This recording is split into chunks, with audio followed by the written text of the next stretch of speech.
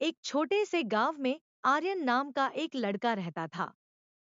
वह एक साधारण परिवार से था और उसके सपने उस जीवन से बहुत बड़े लगते थे जो उसने जाना था। आर्यन को क्रिकेट का बहुत शौक था, लेकिन उसके गांव में न तो अच्छे सुविधाएं थी और न ही कोच। फिर भी वह रोज खुले मैदानों में अभ्यास करता और एक लकड़ी से बैट बनाकर कपड़े की बनी गेंद से खेलता। एक दिन एक क्रिकेट अकादमी का टैलेंट स्काउट आर्यन के गांव से गुजर रहा था। उसने देखा कि आर्यन अपने दोस्तों के साथ खेलते हुए कितने कुशल थे। वह हैरान होकर आर्यन के पास गए और पूछा, तुमने कहाँ से प्रशिक्षण लिया है? आर्यन ने कहा, मैंने कभी कोई आधिकारिक प्रशिक्षण नहीं लिया, लेकिन मुझे क्रिकेट बहुत पसंद है और मैं हर दिन अभ्यास करता हूँ। स्काउट ने मुस्कुराते हुए कहा, तुम्हारी मेहनत साफ दिख रही है।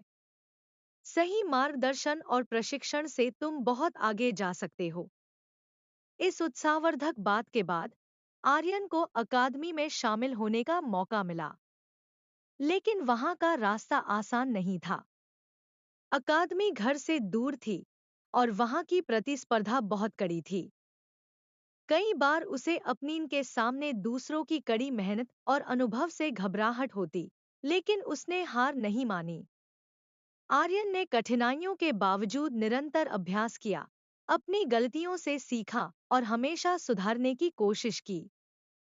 उसे याद आता कि कैसे वह अपने गांव के मिट्टी के मैदान पर क्रिकेट खेलता था और उसने सोचा कि अगर वह वहां इन हालातों में खेल सकता था तो कहीं भी उत्कृष्ट प्रदर्शन कर सकता है। सालों बाद आर्यन की मेहनत रंग लाई। वह अकादमी में एक प्रमुख खिलाड़ी बन गया और जल्द ही राष्ट्रीय टीम में चयनित हो गया।